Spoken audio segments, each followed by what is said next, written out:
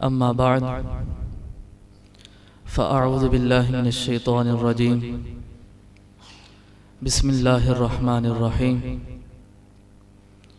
मौलाय सल्लि व सल्लिम दाइमन अबदा अला हबीबिका खैरिल खल्क़ि कुल्लिहिम हुवल हबीबुल्लज़ी तुरजा शफ़ाअतुहु लिकुल्लि हौलिम मिनल अहवालि मुक़तहिमी मौलाय सल्लि व सल्लिम दाइमन अबदा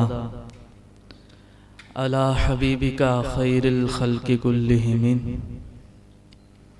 मुहम्मदुन सय्यदुल कौनैनि वस्सक़लैन वल फ़रीक़ैनि मिन अरबिन व मिन अजमी मौलाय सल्लि व सल्लिम दाइमन अबदा अला हबीबिका खैरिल खल्क़ि कुल्लिहिम। खुश्क शाखों को वो ताज़ा गुलाब देते हैं, अहद पीरी को वो फिर से शबाब देते हैं। दुरूद पढ़ ले गफलत न कर खुदा की कसम, वो आज भी तेरे सलाम का जवाब देते हैं। अस्सलातु वस्सलामु अलैका या सय्यदी या रसूलल्लाह व अला आलिका व अस्हाबिका या सय्यदी या हबीबल्लाह। अस्सलातु वस्सलामु अलैका या सय्यदी या खातमुन नबिय्यीन व अला आलिका व अस्हाबिका या सय्यदी या रहमतल लिल आलमीन।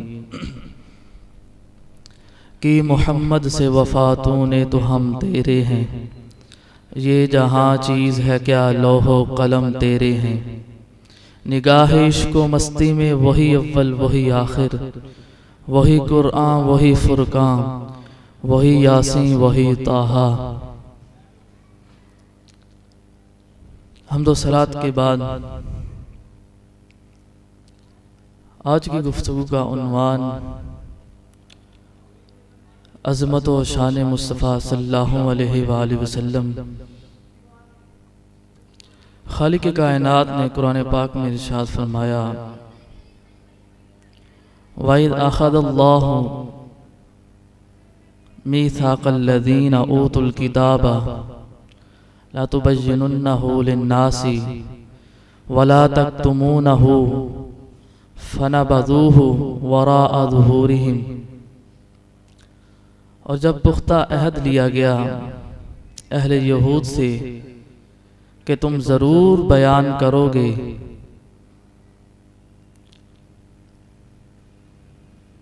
इस आयत करीमा के अंदर ला तुबय्यिनुन्नहु हो ज़मीर तकरीबन अक्सर मुफस्सिरीन के नज़दीक यहाँ पर हो ज़मीर से मुराद ताजदार कायनात सल्लल्लाहु अलैहि वसल्लम की ज़ात मुबारका है कि यहूद ने जिस चीज़ को बयान करना है, जिस चीज़ को तस्लीम करना है, जिसकी शान को उजागर करना है, बयान करना है, वो है हुजूर की ज़ात गिरामी। ताजदार कायनात सल्लल्लाहु अलैहि वसल्लम की शान को फरमाया कि तुमने ज़रूर बयान करना, मगर फरमाया कि फ़नबज़ूहु वराअ ज़ुहूरिहिम, बस उन्होंने इस अहद को पसे पुश्त डाल दिया कि जिस चीज़ का उनसे वादा लिया गया था उन्होंने उस अहद को पूरा नहीं किया, तो इसलिए फरमाया कि उन्होंने इस अहद को पसे पुश्त डाल दिया। जैसा कि पहले बताया कि ला तुबय्यिनुन्नहु ज़मीर से मुराद अक्सर मुफस्सिरीन के नज़दीक तफसीर कुरतबी के अंदर भी, तिबरी में भी और अक्सर मुफस्सिरीन के यहाँ नज़दीक हो ज़मीर से मुराद ताजदार कायनात सल्लल्लाहु अलैहि वसल्लम की ज़ात गिरामी है। इसी आयत करीमा की तफसीर में हज़रत अब्दुल्लाह इब्न अब्बास रज़ियल्लाहु ताला अन्हु रिवायत फरमाते हैं कि अल्लाह ताला ने हुजूर अलैहिस्सलाम की नबुव्वत को तस्लीम करने का हुक्म यहूद को दिया था। और हज़रत अब्दुल्लाह इब्न अब्बास रज़ियल्लाहु ताला अन्हु के शागिर्द इमाम सुद्दी सिद्दुल कबीर में इरशाद फरमाते हैं कि इन्नल्लाह अख़ज़ मीसाक़ल यहूदा लयुबय्यिनुन्नहु लिन्नासी मुहम्मदन सल्लल्लाहु अलैहि वसल्लम कि अल्लाह ने यहूद को शान मुस्तफ़ा सल्लल्लाहु अलैहि वसल्लम को बयान करने का वादा लिया था। इस हदीस से, इस रिवायत में भी यही हुक्म है कि यहूदियों को यह हुक्म दिया गया था, उनसे ये अहद लिया गया था कि तुमने मेरे मुस्तफ़ा की शान को बयान करना है, इसको छुपाना नहीं है। तो मालूम हुआ हुजूर की शान को बयान करने का हुक्म तो खुद रब्बुल जलाल दे रहा है। तो जो हुजूर की शान को बयान नहीं करेगा, छुपाएगा, तो वह बंदा ईमान वाला नहीं हो सकता। और आगे फरमाया कि अगली रिवायत है हज़रत सईद बिन जुबैर रज़ियल्लाहु ताला अन्हु से, वो भी लतुबय्यिनुन्नहु लिन्नास, इस लफ्ज़ का जो माना लेते हैं कि जिस चीज़ को बयान करने का हुक्म दिया है, हुजूर की ज़ात गिरामी को बयान की ज़ात को, हुजूर की शान को बयान करने का हुक्म रब ने दिया है। और फिर हज़रत आयशा सिद्दीक़ा रज़ियल्लाहु ताला अन्हा फरमाती हैं कि हुजूर अलैहिस्सलाम ने फरमाया कि तुम में से हर एक को कब्र में आजमाया जाएगा। कहाँ आजमाया जाएगा? कब्र में। अब कब्र में आजमाना क्या है? फरमाया यानी कब्र में आजमाइश ये होगी कि सिर्फ मेरी जात के बारे में तुमसे पूछा जाएगा, सिर्फ मेरी जात के बारे में तुमसे आजमाइश होगी, मेरी जात के मुतालिक तुमसे पूछा जाएगा। ये हुजूर ने बता दिया। और इस रिवायत को इमाम अहमद ने अल मुस्नद के अंदर नकल किया है। कहते आयशा सिद्दीक़ा फरमाती कि हुजूर ने फरमाया कि कब्र में तुम्हें आजमाया जाएगा, मेरे मुतालिक, मेरी जात के मुतालिक पूछा जाएगा, मेरी जात के मुतालिक तुमसे सवाल किया जाएगा। अब आपने भी सुन रखा है, हमने भी पढ़ा है कि कब्र में 3 सवाल होते हैं। पहला सवाल होता है मन रब्बु का, तुम्हारा रब कौन है? मा दीनु का, तुम्हारा दीन क्या है? मा कुंत तक़ूलु फी हक़्क़ि हाज़ा रजुल।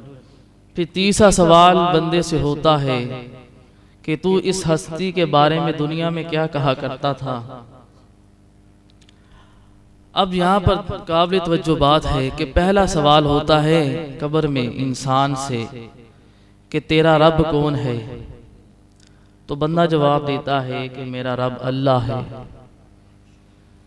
फिर दूसरा सवाल पूछा जाता है कि तेरा दीन क्या है? बंदा कहता है इस्लाम है। तो इस्लाम के मानने वाले हैं वो इस्लाम का नाम लेते हैं। जो यहूद व नसारा होंगे, जो और मज़ाहिब से ताल्लुक़ रखते होंगे, वो उस अपने दीन का नाम लेंगे। बात मुख्तसर ये कि चाहिए तो ये था कि जब अब अल्लाह की ज़ात को जो मानता है, जो उसकी इबादत करता है, तो चाहिए तो ये था कि जब बंदे ने इकरार कर लिया, कबूल कर लिया कि मैं अल्लाह को मानता हूँ, मैं उस रब को मानता हूँ जिसने मुझे पैदा किया, जो हर चीज़ का राज़िक है, जो हर चीज़ का खालिक है, हर एक को रिज़्क देने वाला है, हर एक को तख्लीक करने वाला है। जब इस इंसान ने उसको तस्लीम कर लिया, तो चाहिए तो ये था कि अगला सवाल ना किया जाता। या उसके बाद इस्लाम का जब इंसान ने बता दिया, हर एक ने अपने मजहब का बता दिया, अपने दीन का बता दिया, तो चाहिए तो ये था कि बस इन्हीं सवालात पर इख्तिफा कर दिया जाता। मगर तीसरा सवाल रखा, और फिर वो तीसरा सवाल लाजमी है। जिस तरह पेपर के अंदर कुछ सवालात इख्तियारी होते हैं और कुछ लाजमी होते हैं कि उनके बगैर गुजारा नहीं होता, जो तीसरा सवाल रखा गया वो लाजमी सवाल है। क्योंकि खालिक कायनात ने तीसरा सवाल रखा। अब इसकी वजह सुनिए जरा गौर से कि तीसरा सवाल क्यों रखा। जब इंसान ने रब को मान लिया, बता दिया कि मौला तू एक है, जब कह दिया कि मैं रब को मानता हूं, दूसरा सवाल जब कह दिया कि मेरा दीन इस्लाम है, मेरा दीन फला मजहब है, जब इंसान ने कह दिया तो चाहिए तो ये था कि बात खत्म हो जाती, मगर नहीं, कहा कि तीसरा सवाल भी रखा गया है कि इस हस्ती के बारे में क्या कहा करता था, क्योंकि मौला जानता है कि कुछ दुनिया में ऐसे भी होंगे कि जो फकत मेरी इबादत करेंगे, मुझे तो मानेंगे, मेरे लिए जिक्र भी करेंगे, मेरे लिए रोजे भी रखेंगे, मेरे लिए कुरान की तिलावतें भी करेंगे, मेरे लिए रकू और सजूद भी करेंगे, मेरे अहकामात को भी मानेंगे, मगर मेरे मुस्तफा को नहीं मानेंगे। एक तरफ तो वो लोग दावा इस्लाम भी करेंगे, मेरी तौहीद का दावा भी करेंगे, मगर उनके दिलों में मेरे हबीब की नफरत होगी। तो फरमाया कि मुझे ऐसी तौहीद कबूल नहीं है, मुझे ऐसी तौहीद कबूल नहीं है कि जिसके दिल में मुस्तफा की मोहब्बत ना हो, जिसकी दिल में मुस्तफा का प्यार ना हो। फरमाया कि जो मेरे मुस्तफा की शान को तस्लीम ना करे, तो फरमाया मुझे ऐसा दीन भी कबूल नहीं है। इसलिए तीसरा सवाल रखा लाजमी कि फरमाया ये मत कोई समझ ले कि बस इबादत कर लेगा, रोजे रख लेगा, कुरान पढ़ लेगा, नमाजें पढ़ लेगा, उसका गुजारा हो जाएगा, वो कामयाब हो जाएगा। फरमाया नहीं, फरमाया मुझे इन चीजों की जरूरत नहीं है, तुम्हारे इन अमलों की जरूरत नहीं है मुझे। मैंने तुम्हें इसलिए नहीं पैदा किया था कि बस तुम सारी जिंदगी मेरे लिए इबादत ही करते रहना, बस तुम मुझे ही मानना, बल्कि फरमाया कि मैंने तो ये कायनात, मैंने तो ये जमीन और आसमान सजाए ही अपने मुस्तफा के सदके है। मैंने ये सारी चीजें सजाई अपने यार के लिए है। तो फरमाया कि जो मेरे मुस्तफा को ना माने, वो इबादतें लाख करता फिरे, वो लाख मेरा नाम पढ़ता फिरे, मगर फरमाया कि मैं उसकी इबादतों को कबूल नहीं करूंगा, उसके अमलों को कबूल नहीं करूंगा जिसके दिल में मेरे मुस्तफा की मोहब्बत ना हो। इसलिए तीसरा सवाल लाजमी रखा। फरमाया कि जब तक तुम मेरे मुस्तफा की शान को ना मानोगे, मेरे हबीब को नहीं मानोगे, तो फरमाया कि मुझे तुम्हारे अमलों की भी जरूरत नहीं है। इसलिए तीसरा सवाल रखा। और फिर आगे बड़ी दिलचस्प बात है, पूछा गया कि मा कुंता तकूलू, यहां पर कुंता तकूलू ये माजी इस्तिमरारी का सीगा है, लफ्ज इस्तेमाल किया गया है कि तू दुनिया में क्या कहा करता था।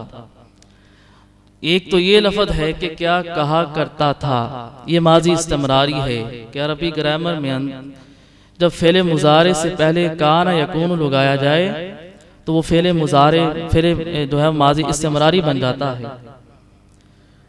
तो काना यकून लगाया, फेले मुजारे के शुरू में माजी इस्तिमरारी बन गया, तो माना हुआ कुंता तकूलू, तू क्या कहा करता था। एक ये जुमला है, एक ये लफ्ज है।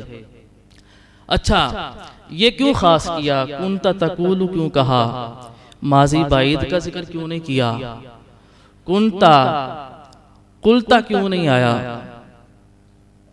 कि एक मर्तबा ही पूछ लिया जाता, एक दफा का ही जिक्र कर लिया जाता कि तूने क्या कहा था।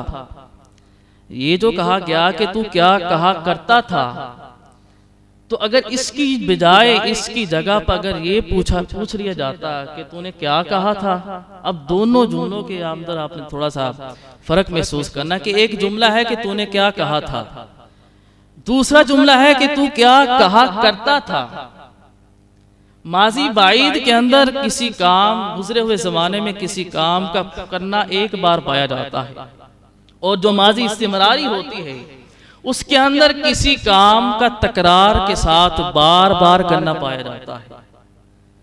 तो पहला जुमला फिर ज़हन में लाइए, ये क्यों नहीं कहा गया कि तू क्या कहा, तूने क्या कहा था, बल्कि ये सवाल किया गया कि तू क्या कहा करता था। तो गोया मौला बताना ये चाहता है, ये सवाल इसलिए पूछा गया कि तू दुनिया में क्या कहा करता था। ये सवाल इसलिए पूछा गया कि इंसान की जिंदगी का मुकम्मल खुलासा ये होना चाहिए कि ए बंदे, तू सारी जिंदगी मेरे मुस्तफा का जिक्र करता रहे। ये नहीं कि बस एक बार मुस्तफा का नाम ले लिया, बस एक बार मैंने मुस्तफा की शान को बयान कर दिया, हक अदा हो गया। नहीं, कि तुम्हारी जिंदगी के अंदर ये शामिल होना चाहिए कि तेरी सारी जिंदगी का अमल क्या रहा था, तू सारी जिंदगी करता क्या रहा था, तू सारी जिंदगी इस महबूब के बारे में क्या कहा करता था। बस एक बार नहीं मुस्तफा की जात को बयान करना, एक बार नहीं हुजूर की शान को तस्लीम करना, एक ही बार नहीं हुजूर की शान को बयान करना, बल्कि फरमाया कि तुम्हारा खासा ये होना चाहिए कि सारी जिंदगी तुम मुस्तफा की शान को बयान करने वाला हो। सारी जिंदगी इंसान का मेयार ये होना चाहिए कि इंसान की जिंदगी के अंदर जब तक इंसान के जिस्म में सांस बाकी है वो हुजूर की अजमतों को तस्लीम करता रहे और बयान करता रहे लोगों। तो इसलिए कहा गया कि कुंता तकूलु, तू क्या कहा करता था कि तेरी सारी जिंदगी ए बंदे किस अंदाज से गुजरी है। तो इंसान की जिंदगी का जो खुलासा है वो हुजूर की ज़ात गिरामी है। और फिर आइए दोस्ताने मोहतरम दूसरी बात सुनिए। अब हुजूर की ज़ात को देखिए, खालिक कायनात ने ईमान का मरकज बना दिया है।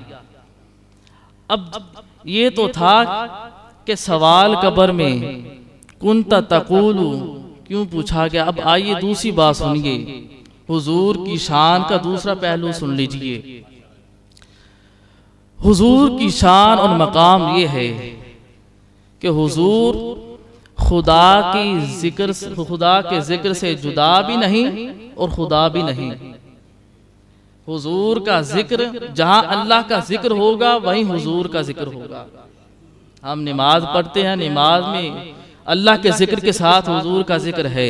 कुरान पढ़ते हैं, अल्लाह के जिक्र के साथ मुस्तफ़ा का जिक्र है।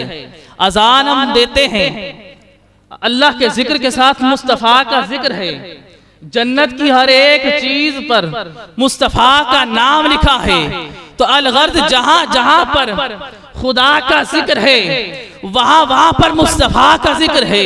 अब आइए कुरान पढ़ते हैं। कुरान कहता है वमन यअसिल्लाह व रसूलहु व यतअद्दा हुदूदहु, अल्लाह और उसके रसूल की नाफरमानी न करना, व यतअद्दा हुदूदहु, और उसकी हुदूद को पामाल नहीं करना। अब अगली आयत भी सुनिए। दूसरी आयत में शाह फरमाया कि या अय्युहल्लज़ीना आमनू अतीउल्लाह व रसूलहु वला तवल्लौ अन्हु, क्या ईमान वालो अल्लाह और उसके रसूल की इताअत करना और इससे रूगर्दानी न करना, वला तवल्लौ अन्हु, इससे फिरना ना। अब तीसरी आयत सुनिए, फरमाया कि या अय्युहल्लज़ीना आमनुस्तजीबू लिल्लाहि वलिर्रसूल इज़ा दआकुम, ऐ ईमान वालो जब तुम्हें अल्लाह और उसका रसूल बुलाए तो तुम फौरन हाजिर हो जाओ। अब 3 आयात आपके सामने रखी हो, बेशुमार वैसे तो आयात हैं। जो मैंने बात शुरू की, तो दूसरा पॉइंट शुरू किया कि अल्लाह ने अपने जिक्र के साथ मुस्तफ़ा का जिक्र रखा है। पहली आयत में फरमाया कि तुम अल्लाह और उसके रसूल की नाफरमानी ना करना और उसकी हुदूद को पामाल न करना। फरमाया कि वह यतअद्दा हुदूदहु। अब यहाँ पर भी आखिर के अंदर लफ्ज़ के आखिर में हु ज़मीर वाहिद इस्तेमाल हुई है। पीछे 2 का जिक्र आ रहा है कि अल्लाह और उसके रसूल की नाफरमानी न करना और उसकी हुदूद को पामाल न करना। तो चाहिए तो ये था कि आखिर में अनहु की जगह पर हुमा तस्निया की ज़मीर आती, मगर ज़मीर वाहिद की आई है। और अगली रिवायत में भी फरमाया कि वमन यअसिल्लाह व रसूलहु व यतअद्दा हुदूदहु, या अय्युहल्लज़ीना आमनू अतीउल्लाह व रसूलहु वला तवल्लौ अन्हु, क्या ईमान वालो अल्लाह और उसके रसूल की इताअत करना, इससे रूगर्दानी ना करना। यहाँ पर भी अनहु वाहिद की ज़मीर आई, हालांकि पीछे 2 का जिक्र किया गया है कि अल्लाह और उसके रसूल की इताअत करना और इससे रूगर्दानी ना करना। तो चाहिए तो ये था कि यहाँ पर भी अनहुमा आता, जिस तरह ऊपर हुदूदहुमा आना चाहिए था, यहाँ पर भी अनहुमा आना चाहिए था, क्योंकि पीछे तस्निया का जिक्र है, 2 का जिक्र आगे ज़मीर भी दो की आती। और आगे तीसरी रिवायत में आयत में भी फरमाया कि या अय्युहल्लज़ीना आमनुस्तजीबू लिल्लाहि वलिर्रसूल इज़ा दआकुम, ऐ ईमान वालो जब तुम्हें अल्लाह और उसका रसूल बुलाए तो तुम फौरन हाजिर हो जाओ। इज़ा दआ, यहाँ पर भी वाहिद का सीगा इस्तेमाल किया, पीछे दो का जिक्र है, आगे भी वाहिद का सीगा इस्तेमाल किया। चाहिए तो ये था कि जब पीछे दो का जिक्र आ गया, और ये अरबी का कायदा भी है कि जब पीछे दो का जिक्र आए तो आगे उसके मुताबिक कायदा आता है कि अगर पीछे दो का है तो आगे फिर तस्निया की ज़मीर आती है। तो चाहिए तो ये था कि दा की जगह पर दावात तस्निया का सीगा आता, मगर नहीं, खालिक कायनात ने अपने जिक्र के साथ जब मुस्तफ़ा का जिक्र किया तो आखिर में वाहिद की ज़मीर इस्तेमाल की। बड़े खूबसूरत बात है कि खालिक कायनात ने जब अपना जिक्र किया तो अपने जिक्र के साथ मुस्तफ़ा का जब जिक्र किया तो आखिर में ज़मीर वाहिद की लाई। तो बताया कि लोगों, जब तुमने मेरी इताअत करनी हो, जब तुमने मुझसे मोहब्बत करनी हो, तो फरमाया कि मुस्तफ़ा से मोहब्बत कर लेना, मेरे मुस्तफ़ा की इताअत कर लेना। गोया मेरी इताअत करना, मेरे मुस्तफ़ा की इताअत करना ही मेरी इताअत है, मेरे मुस्तफ़ा से मोहब्बत करना ही मुझसे मोहब्बत करना है। इसलिए कुरान में जहां पर भी अपने जिक्र के साथ मुस्तफ़ा का जिक्र किया, आगे ज़मीर वाहिद की लाकर बता दिया कि लोगों, मेरा जिक्र ये मत समझना कि मुस्तफ़ा का जिक्र फकत मुस्तफ़ा का है, बल्कि फरमाया कि मुस्तफ़ा का जिक्र ही मेरा जिक्र है। इसलिए फरमाया कि जहां पर भी हुक्म दिया गया है कि तुम अल्लाह और उसके रसूल की इताअत करना, आगे वाहिद की ज़मीन लाकर बता दिया कि मेरा जिक्र और मुस्तफ़ा का जिक्र कोई और चीज नहीं है, दोनों कोई अलग चीजें नहीं है, बल्कि फरमाया कि दोनों एक ही चीजें हैं। मेरा जिक्र और मुस्तफ़ा का जिक्र एक है। फरमाया जिसने मुस्तफ़ा का जिक्र कर लिया, गोया उसने मेरा जिक्र कर लिया।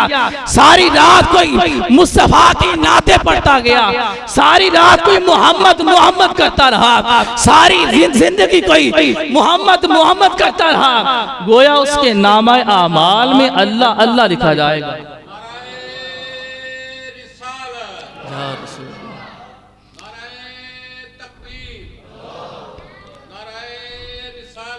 या रसूलल्लाह। तो फरमाया कि सारी जिंदगी जिसने हुजूर का जिक्र किया, दरअसल उसने अल्लाह का जिक्र किया। तो हुजूर के जिक्र को अपने जिक्र के साथ इस अंदाज से जोड़ा। फरमाया कि अपनी हर चीज खालिक कायनात, तमाम औसाफ कायनात में जिस चीज को तखलीक किया, जिसको जो औसाफ और कमालात अता फरमाए, औसाफ जमीला, वो तमाम औसाफ मुस्तफ़ा की जात में रख दिए। बस एक खुदा वाली सिफत न दी, इसके अलावा तमाम औसाफ मुस्तफ़ा को अता कर दिए। तो फरमाया कि लोगों, मुस्तफ़ा का जिक्र करना गोया मेरा जिक्र करना है, मुस्तफ़ा का हुक्म मानना गोया मेरा हुक्म मानना है। फरमाया जिसने मुस्तफ़ा से मोहब्बत की, गोया उसने मुझसे मोहब्बत की। दुआगों के खालिक कायनात हम सबको कमा हक हो हुजूर की ज़ात से वालिहाना मोहब्बत की तौफीक अता फरमाए। व आखिरु दावाना अनिल हम्दुलिल्लाहि रब्बिल आलमीन।